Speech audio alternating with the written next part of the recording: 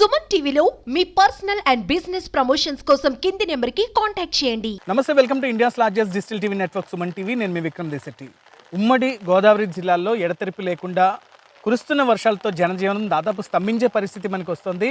ఎందుకంటే వాయువ్య బంగాళాఖాతంలో ఏర్పడిన అల్పపీడనం కాస్త వాయుగుండంగా మారి ఇది అతి తీవ్ర వాయుగుండంగా మారుతుందని అంచనాల నేపథ్యంలో రాగల 36 గంటలకు కూడా జాలర్లు ఎవరు కూడా సముద్రంలో వేటకి వెళ్ళరాదని, అలాగే ఉరుములు పిడుగులు పడే పరిస్థితి ఉంటుంది. కాబట్టి మైదాన ప్రాంతాల్లో ప్రజలు అప్రమత్తంగా ఉండాలి. చెట్ల కింద వర్షం పడుతున్నప్పుడు ముఖ్యంగా ప్రధానంగా చెట్ల కింద ఉండొద్దని కూడా ఏపీ విపత్తు శాఖ ఇప్పటికే హెచ్చరికలు జారీ చేసిన నేపథ్యంలో రైతులు కూడా అంటే ఆందోళన చెందుతున్న పరిస్థితి. ఎందుకంటే మొత్తం మొన్ననే ఫుల్గా ఫ్లడ్ వాటర్కి మొత్తం పొలాలన్నీ పోయి మళ్ళీ మొలకలెత్తే స్టేజ్కి మళ్ళీ విత్తనాలు చల్లి మళ్ళీ వస్తాయని ఆశిస్తున్న సమయంలో ఈ మళ్ళీ వర్షాలు రైతాంగాన్ని కాస్త ఇబ్బంది పెడుతున్న పరిస్థితి అయితే ఉభయ గోదావరి జిల్లాలో ప్రధానంగా కనిపిస్తుంది. అయితే దీని ప్రభావం అంటే ఇటు శ్రీకాకుళం నుంచి విశాఖపట్నం అంటే అక్కడి నుంచి తూర్పు గోదావరి పశ్చిమ గోదావరి వరకు ఈ ఇంపాక్ట్ ఎక్కువగా ఉండబోతున్నట్టు తెలుస్తోంది.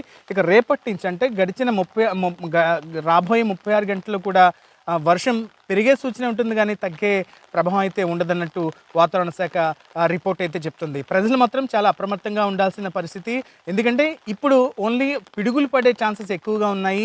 వర్షం చిరుజల్లే కదా, రోడ్డు మీదకి వెళ్దాం, లేకపోతే మైదాన ప్రాంతాల్లో చిన్నపిల్లలు ఆటలాడుతుంటారు, అలాంటివి చాలా ప్రమాదానికి దారితీస్తాయి. ఎందుకంటే ఇవి పిడుగుపాటుకు గురై ఎక్కువగా పిడుగులు పడే ఛాన్స్ ఉంది అని ఎప్పుడూ లేని విధంగా వాతావరణ శాఖ హెచ్చరికలు చేసిన నేపథ్యంలో మొత్తం అప్రమత్తంగా ఉండాల్సిన నెసిటీ ఉందని తెలుస్తుంది. అయితే ఇటు కాకినాడ కావచ్చు, రాజమండ్రికి సంబంధించి మొత్తం కలెక్టరేట్లో ఇప్పటికే కలెక్టర్ సమక్షంలో దీనికి సంబంధించి విపత్తు శాఖతోటి సమన్వయం చేసుకుంటూ అంటే ఫర్దర్గా ఎలాంటి యాక్షన్ ప్లాన్, ఎందుకంటే ఇంకా అది తీవ్ర వాయుగుండంగా మారి మళ్ళీ ఏదైనా తుఫాను హెచ్చరికల నేపథ్యం కానీ ఏమైనా ఉంటే అప్పుడు తీసుకోవాల్సిన చర్యలు కూడా ఇప్పటికే మానిటరింగ్ చేస్తున్నారు.